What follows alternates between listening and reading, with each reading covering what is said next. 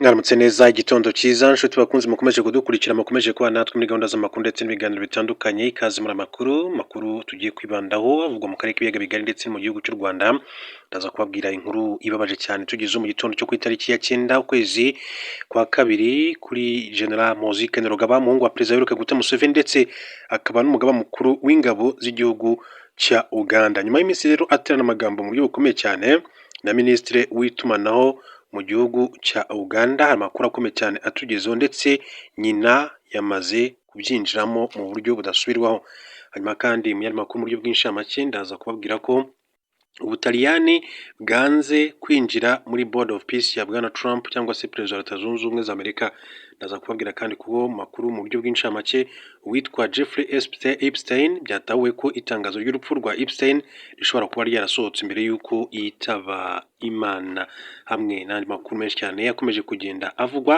reka nzi nyagarukeho mu kanya gatoya.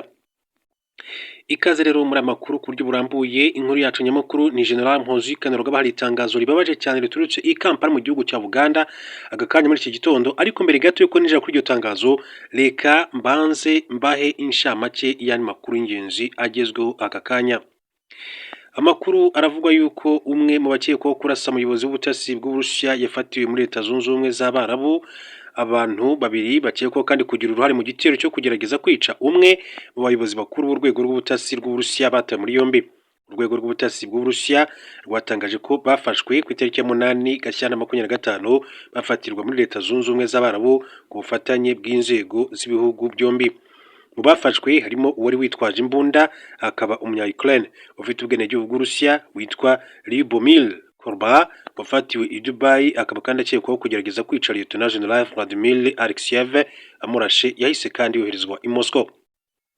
Alexeyev ni umuyobozi wungirije w'ishami ry'ubutasi mu gisirikare cy'Uburusiya rizwi ku izina rya Main Intelligence Directorate.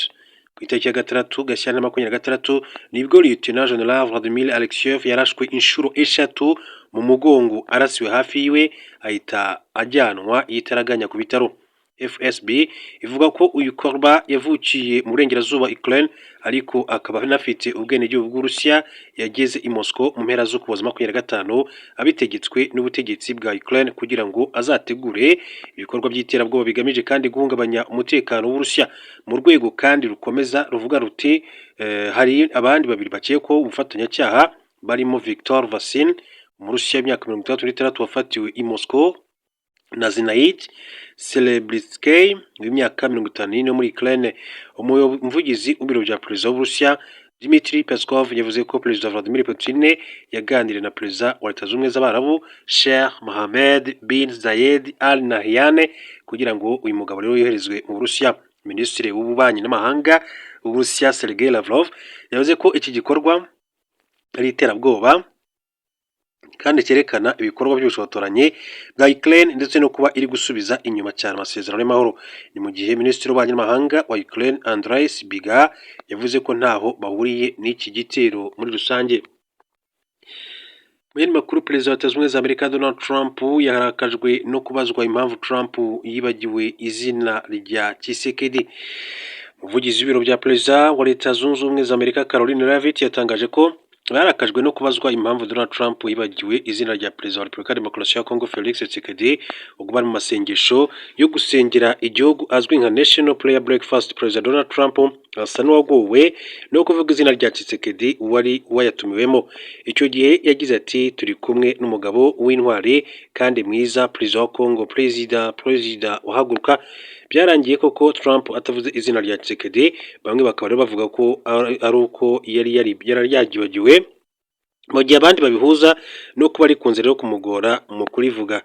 Umuvugizi wa White House Caroline Leavitt asubiza kubibazaga impamvu Trump yibagiwe izina rya Tshisekedi mu burakari yasubije ko ari ibintu by'ubusazi kubona ibintu nk'ibyo bivugwa ku muntu rero uri kurangiza intambara yari maze ibinyacumi byinshi cyane muri RDC.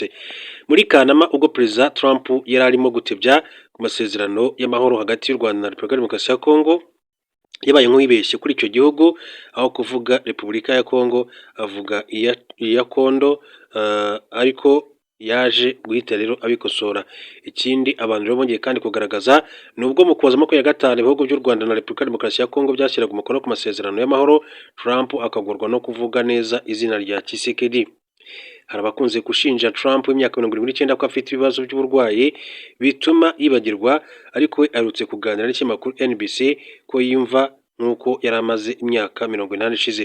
Ati mu mbaraga ndetse no ku bitekerezo ndiyumva nk'uko nari meze mu myaka 50, wenda hazabaho igihe ntazashobora kandi kugusubiza gutyo, ariko ubu icyo gihe ntikiragera. Tariki ya 5 Gashyantare, Trump kandi yasabye Tshisekedi guhaguruka, amubwira ko bitari byoroshye guhagarika intambara yo muri Repubulika ya Demokarasi ya Kongo, yibutsa abari muri iryo teraniro ko iki gihugu rero na Amerika byanagiranye amasezerano y'ubucukuzi bw'amabuye y'agaciro. Aturi intwari, twishimiye ko uri hano, ni icyubahiro gikomeye, uri umuntu mwiza. Twasinye amasezerano y'ubucukuzi bw'amabuye y'agaciro ya mbere akomeye cyane mu mateka ya Amerika na Afurika. Kongo ifite ubutaka buhebuje, twasinye amasezerano, bimwe mu bigo binini byacu bizajyayo. Tariki ya 4 Ukuboza 25 RDC n'u Rwanda byagira amasezerano y'amahoro n'ubufatanye mu iterambere ry'ubukungu bifashijwemo na Amerika. Niyo mpamvu ashingiraho rero yemeza ko yahagaritse intambara. Nubwo avuga ko yahagaritse intambara yo muri Repubulika ya Demokarasi ya Kongo, ihuriro ry'ingabo z'iki gihugu riracyagaba ibitero mu bice bigenzurwa na M23 rititaye ku masezerano y'agahenge yasinyiwe i Doha muri Qatar. Mu ijoro rya tariki 31 Mutarama rishyira tariki ya 1 Gashyantare 2026, AFC 23 yarashe igice gikoreshwa n'igisirikare ku kibuga cy'indege cya Kisangani, isobanura ko yari igamije kandi kugisenya kuko cyifashishwa mu gutegura ibitero vya drone. Ikaze rero muri amakuru yacu mu gihugu cya Uganda kuri General Muhoozi Kainerugaba. Amakuru avuga ko General Muhoozi Kainerugaba yahagaritse ihangana rye na Minisitiri w'itumanaho abisabwe na nyina. Umugaba mukuru w'ingabo za Uganda General Muhoozi Kainerugaba yatangaje ko ku busabe bwa nyina Janet Museveni yahagaritse ihangana ryari rimaze iminsi hagati ye na Minisitiri w'itumanaho muri icyo gihugu Dr. Chris Baryomunsi. Mu butumwa yashyize kuri konti ye ya X ku itariki ya 8 Gashyantare 2026, General Muhoozi yavuze ko atazongera kandi gukurikirana icyo kibazo kubera icyubahiro aha umubyeyi we. Ati umubyeyi wanjye Mama Janet yantegetse guhagarika intambara y'amagambo nari naratangije kuri Baryomunsi kubera icyubahiro mugomba, sinzongera kandi gukurikirana iki kibazo ukundi. Ibi bikurikiye guterana amagambo ku rubuga rwa X hagati y'impande zombi, aho mu cyumweru gishize General Muhoozi Kainerugaba yagiye kandi anenga Dr. Baryomunsi uvuze ko bimwe mu byo ashyira kuri X bibangamira akazi ke. Ku itariki ya 5 Gashyantare 2026, General Muhoozi yamwise umuhemo, avuga ko atazongera kandi kuba minisitiri mu gihe kandi ataramwiyumvamo. Ibi rero byatangiye nyuma y'uko Dr. Baryomunsi atangaje ko yabwiye Perezida Yoweri Kaguta Museveni ko ubutumwa umuhungu we ashyira ku rubuga nkoranyambaga rwa X bumugora mu kazi ke umuvugizi wa guverinoma. Dr. Baryomunsi yagiye kandi agerageza kenshi gusobanura no kurengera General Muhoozi Kainerugaba, avuga ko uyu mugaba mukuru w'ingabo akunda gushyira ubutumwa ku mbuga nkoranyambaga kandi ko ibyo akunze kwandika kuri konti ye ya X atabivuga abishyizeho umutima cyangwa ngo abe ari byo agambiriye, ahubwo aba ari amashyengo. Ati umugaba mukuru w'ingabo ntavuga mu izina rya guverinoma ya Uganda, ariko akunda gukoresha X akandika ubutumwa akabukuraho, kandi zera ko abanyabuganda bamaze kugira icyo bibwira ku byo yandika. Yakomeje agira ati umuvugizi wa guverinoma mbifata nk'ibitekerezo bisanzwe atanga ku mbuga nkoranyambaga binyuze kuri X, kandi nabiganiriyeho n'uwamushyizeho ari we perezida. Ati nibyo koko ubutumwa bwe bwo kuri X butuma rero akazi kagorana mu buryo bumwe cyangwa se ubundi. Ni ubutumwa busa rero bwarakaje cyane General Muhoozi Kainerugaba, ndetse bahita batangira kandi guterana amagambo abinyujije kuri X. Yahise asubiza Dr. Baryomunsi agira ati Baryomunsi umuhemo, ntazongera kuba minisitiri ukundi. Baryomunsi nawe araza ati navuye kure cyane ngeze aho ndi kubera ubushobozi bwanjye, si impano z'umuntu. Ndi umuntu wiyubatse, kuba minisitiri si cyo kintu cyiza kurusha ibindi mu buzima bwanjye. Intego zanjye zirenga ibyo kure cyane, reka dukorere Uganda, murakoze. Nyuma y'ubwo butumwa General Muhoozi ntiyanyuzwe kuko yakomeje agira ati ntacyo bitwaye, ubu ntuzongera kuba minisitiri, banza uze unsabe imbabazi unyiyungeho. Baryomunsi ati data yanyigishije kwizera, yansabye kwirinda kunywa inzoga. Ati mba ndi muzima amasaha 24 kuri 7 kandi nkita ku kazi. Yampaye ubwisanzure kandi ntabwo ndwaye Peter Pan syndrome. Abantuka kuri X nibazi ibyo twe abakiga banyabo dukozemo. Ati mugende gake cyane. Akaba rero ari Dr. Baryomunsi ibyo yagiye agarukaho muri rusange. duhindure ingingo tuve mu gihugu cya Uganda turebe n'andi makuru atandukanye. Mbabwire ko guverinoma y'Ubutaliyani yatangaje ko idashobora kandi kwinjira mu rwego rwiswe Board of Peace rwashyizweho na perezida wa Leta Zunze Ubumwe za Amerika Donald Trump bitewe n'uko imiyoborere yarwo ihabanye n'itegeko nshinga ry'icyo gihugu.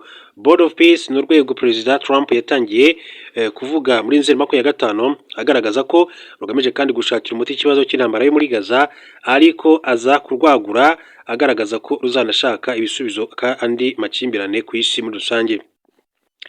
Ni urwego rutavuzweho rumwe ahanini bitewe n'uko hari abavuga ko rwaba rugamije kwigizayo umuryango w'abibumbye. Uko kutavugwaho rumwe kandi kwatumye bimwe mu bihugu byatumiwe kurwinjiramo bitajyamo, nubwo hari ibindi byemeje kandi ubusabe. Minisitiri w'Abanyamahanga w'Ubutaliyani Antonio Tajani yavuze ko hari imbogamizi zikomeye cyane z'amategeko zituma kandi igihugu cye kidashobora kuba umunyamuryango w'urwego, nubwo avuga ko Ubutaliyani bwiteguye gutanga umusanzu wabwo mu gushakira amahoro isi. Ati muri Board of Peace harimo ingingo zidahura kandi zidashobora kandi guhuzwa n'itegeko nshinga ryacu, ndetse zidashobora kandi gukemurwa mu buryo bw'amategeko.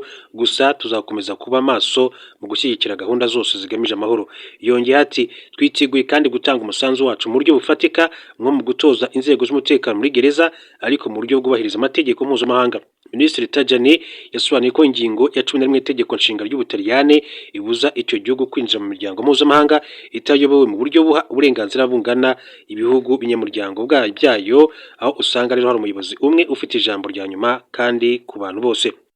Muri Board of Peace niko bimeze, kuko Donald Trump ari we muyobozi uzaba afite ijambo rya nyuma kandi agumeho na nyuma yo kuva ku butegetsi bwa Amerika. Al Jazeera yanditse ko Ubutaliyani bwiyongereye ku bindi bihugu bikomeye by'i Burayi byamaze kandi kwanga kwinjira muri uru rwego, birimo Ubufaransa, Ubudage n'Ubwongereza, ibyerekana impungenge zikomeje kandi kwiyongera ku ntego n'imikorere ya Board of Peace. Ku rundi ruhande, Minisitiri Tajani yavuze ko umubano w'Ubutaliyani na Leta Zunze Ubumwe za Amerika ukomeje kuba mwiza, by'umwihariko nyuma y'inama yagiranye n'umunyamabanga wa Amerika ushinzwe ububanyi n'amahanga Marco Rubio na Vice Perezida wayo JD Vance. Board of Peace yatangirijwe mu kwezi gushize i Davos mu Suisse, yamaganywe n'abayobozi batandukanye barimo umunyamabanga mukuru wa Loni Antonio Guterres, wavuze ko inshingano zo kubungabunga amahoro ku isi zigomba gukomeza kuba iza Loni. Kugeza ubu ibihugu 26 nibyo kandi bivugwa ko byamaze kwinjira muri urwego, mu bibarirwa muri 60 byatumiwe, mu gihe ibindi biri mu byasabwe kurujyamo byakomeje kandi kugaragaza imbogamizi z'uko uru rwego rudaha agaciro ihame ry'uburenganzira bungana n'imiyoborere kandi isanzwe y'inzego mpuzamahanga, nk'uko amakuru agenda abishimangira muri rusange. Akaba rero ari byinshi bikomeza kugenda bigarukwaho muri rusange, makuru abazindutse avugwa. Reka mbabwire ko Orban yemeje Ukraine nk'umwanzi ukomeye cyane Hongria. Minisitiri w'intebe wa Hongria Viktor Orban yavuze ko Ukraine ari umwanzi w'igihugu cye kubera gushyigikira umwanzuro wo guhagarika ibikomoka kuri peteroli na gaze byinjizwa i Budapest bivuye mu Burusiya. Hongria yakomeje kandi kwanga gahunda za European Union zo guhagarika buhoro buhoro ibikomoka kuri peteroli na gaze bituruka mu Burusiya nk'igice cy'ibihano byafatiwe Moscow kubera intambara yo muri Ukraine yatangiye muri Gashyantare 2022, nk'uko amakuru akomeza kugenda bishimangira. Hanyuma kandi amakuru avuga ko ku itariki ya 7 Gashyantare 2026 ubwo Orban yari mu gikorwa cyo kwiyamamaza mu mujyi wa Sombathel, yashinje Ukraine guta agaciro umutekano wa Hongria.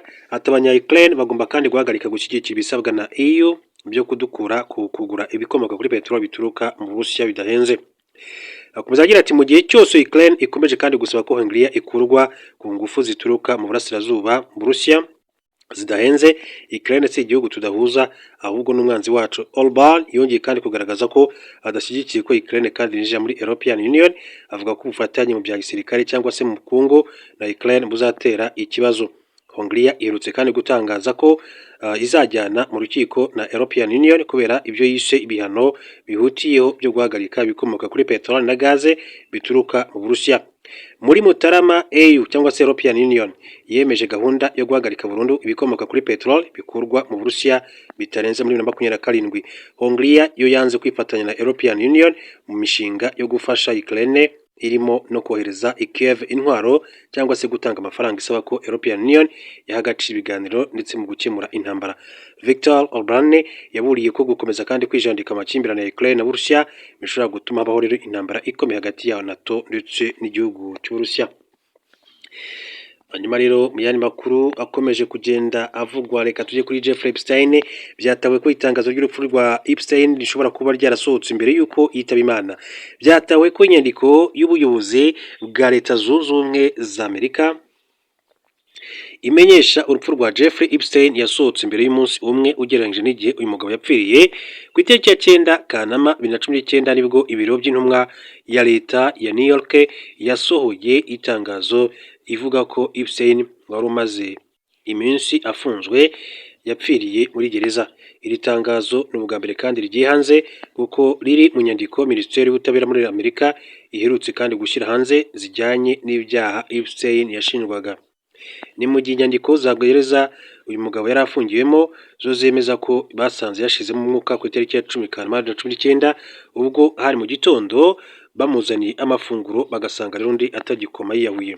Epstein wari ufite imyaka 36 icyo gihe yari afungiye muri gereza kuva yatabwa muri yombi itariki ya 6 Nyakanga 2019 amaze kandi gushinjwa ibyaha birimo gucuruza abana n'ubufatanyacyaha mu byaha by'ubusambanyi. Icyo gihe kandi byemejwe ko yiyahuye amaze ukwezi afunzwe mbere y'uko asomerwa urubanza. Amakuru yo mu nzego za leta avuga ko Epstein yasanzwe yashizemo umwuka ahagana saa 12:30 za mu gitondo ku itariki ya 9 Kanama 2019 ubwo yabonywe n'umucungagereza wari umuzaniye ibyo kurya agasanga undi yimanitse. Ibyaba ari umunsi umwe mbere y'uko gereza imubika.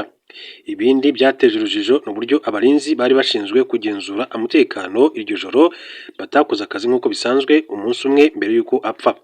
Abari bashinzwe gusimburanwa mu ijoro ku burinzi guhera ku masaha ya saa 9 kugera saa 10 z'igitondo ngo ntibigeze bagaragara.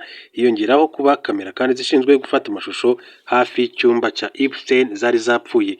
Ibi bituma kandi hibazwa niba ibyabaye byose byarahuriranye cyangwa se hari ubyihishe nyuma.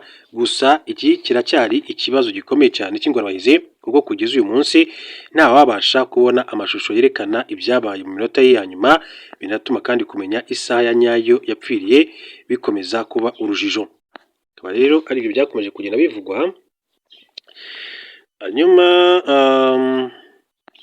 Nyuma y'ibiganiro na Amerika, Iran yongeye kandi kuvuga ko ishobora kurasa ibigo by'igisirikare cyayo.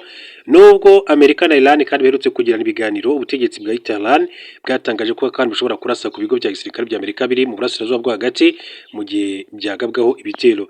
Byatangajwe na Minisitiri w'Ububanyi n'Amahanga wa Iran Abbas Araghchi. Leta Zunze Ubumwe za Amerika na Iran byagiranye ibiganiro bitaziguye muri Oman ku wa 5 tariki ya 6 Gashyantare 2026 mu gihe umwuka wari ukomeje kandi kuba mubi nyuma y'ibitero byagabwe ku bikorwa bya nucleaire bya Iran muri 2025. Perezida Donald Trump wa Amerika yaburiye Iran ko izongera kugabwaho ibitero niramuka kandi yanze gusubukura ibiganiro. Ndetse muri Mutarama 2026 Trump yohereje ingabo nyinshi mu burasirazuba bwo hagati asaba ko Iran kandi yagira aho igarukira mu gutunganya uranium. Ibiganiro byo kwa 5 byari ibya mbere bibaye mu kugerageza gukemura ibibazo byazanye umwuka mubi. Gusa nubwo nta mwanzuro mushya watangajwe, impande zombi zemeye kandi gukomeza ibiganiro. Minisitiri Abbas Araghchi yavuze ko gusubukura ibiganiro ari intangiriro nziza, ariko yibutsa ko hari umwuka wo kutizerana hagati y'ibihugu byombi. Nyuma y'ibitero by'umwaka ushize yavuze ko Tehran niramuka kandi yongeye kugabwaho ibitero yiteguye gusubiza mu buryo bukomeye. Ati nibaramuka kandi batugabyeho ibitero dushobora kugaba ibitero ku butaka bwa Amerika, ariko tuzarasa ku bigo byayo biri mu karere.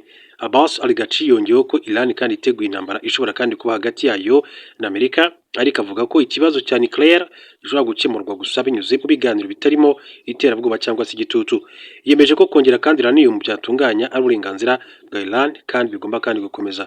Trump yashimye ibiganiro byabereye muri Oman, avuga ko ari byiza cyane, ariko akomeza kandi kuburira Iran ko kutumvikana bizagira ingaruka zikomeye. Nyuma y'ibiganiro, Minisiteri y'Ububanyi n'Amahanga ya Amerika yatangaje ibihano bishya kuri Iran ku bantu, ibigo n'amato birenga 30 bivugwaho gucuruza peteroli n'ibiyikomokaho mu buryo bunyuranyije n'amategeko. Ibiganiro bikurikiraho hagati ya Amerika na Iran biteganyijwe mu cyumweru gitaha. Tuzagikomeza kandi kujya tunabigarukaho muri rusange turebera hamwe ikizava muri ibyo biganiro nk'umusaruro ku mpande z'ibihugu byombi muri rusange. Amakuru yacu reka tuyasoreze kuri iyi nkuru, mbabwire ko ikigo cy'igihugu gishinzwe indangamuntu NIDA cyatangije mu mujyi wa Kigali ibikorwa byo kwemeza imyirondoro ndetse no gufotora abaturage hagamijwe gutanga indangamuntu koranabuhanga. Ibi bikorwa byatangijwe kuri uyu wa gatandatu tariki ya 7 Gashyantare 2026. Umuyobozi mukuru wa NIDA Mukesha Josephine yagaragaje ko iki gikorwa kandi kimaze gukorwa mu turere dutandatu kikaba gikomeje mu mujyi wa Kigali. Biteganyijwe ko muri Kigali kandi kizamara ibyumweru 7 aho hagenda rero hatoranywa imirenge 2 cyangwa se 3 muri buri karere gakorerwamo icyumweru kimwe, hanyuma rero abakozi ba NIDA bakimukira ku wundi murenge bitewe n'imiterere y'umujyi wa Kigali. Muri buri murenge kandi hagenwa site zo gufotoreraho zishobora kuba nyinshi bitewe n'imiterere y'umurenge. Muri iki cyumweru cya mbere mu karere ka Nyarugenge biri gukorerwa mu mirenge ya Nyakabanda, Rwezamenyo ndetse na Gitega, aho hari amasite 17. Gasabo biri gukorerwa kandi mu mirenge ya Kimihurura, Kacyiru, amasite 18. Mu gihe mu karere ka Kicukiro biri gukorerwa mu mirenge ya Niboyi, Kagarama ndetse na Kicukiro hari amasite 12. Mukesha Josephine akaba yavuze ko mu rwego rwo gutanga serivisi ku baturage bose, serivisi yo gutangwa no kuwa gatandatu ndetse no ku cyumweru mu rwego rwo gufasha abantu baba bari mu kazi rero bataboneka mu minsi y'imibyizi. Ati turasaba ko baza bakabikora bakiyandikisha bakazana kandi n'abana babo. Ati mu minsi y'akazi ariko twagerageje gukora ndetse no muri wikendi kuwa gatandatu no ku cyumweru kugira ngo rero wa mubyeyi ufite umwana uri ku ishuri ashobore kandi kumuherekeza aze nawe bashobore kandi kumwandikisha adataye akazi ke. Yakomeje agira ati turakora mu masaha ya mu gitondo saa moya tuba duhari, hari n'amasite amwe ati namwe tuzajya dukora mu masaha y'umugoroba ariko yo ntabwo ari yose. Ati bizaterwa n'ubwumvikane ati n'uturere ati bakaduha nibura site imwe iriho n'itsinda rikora nijoro mu ijoro. Atugiye kwemeza imyirondoro ye yitwaza nimero y'indangamuntu, ababyeyi be yaba yarashatse akagenda kandi yitwaje nimero y'indangamuntu y'uwo bashakanye.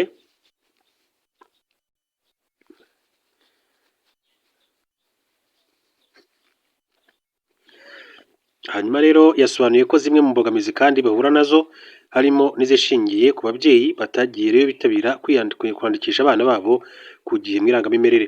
Ati turagira ngo ababyeyi bose bagende ku kagari ati barebe ko abana babo banditse mu irangamimerere. Ati mu gihe rero baje ahangaha ati aza afite gusa kode bamubaruriyeho bagahita ejo bamufotora. Ikindi ni abashakanye uyasanga amakuru yabo utajyanye n'igihe. Ati bakaba abandi bakwegera ushinzwe irangamimerere mu murenge bakajyanisha n'igihe.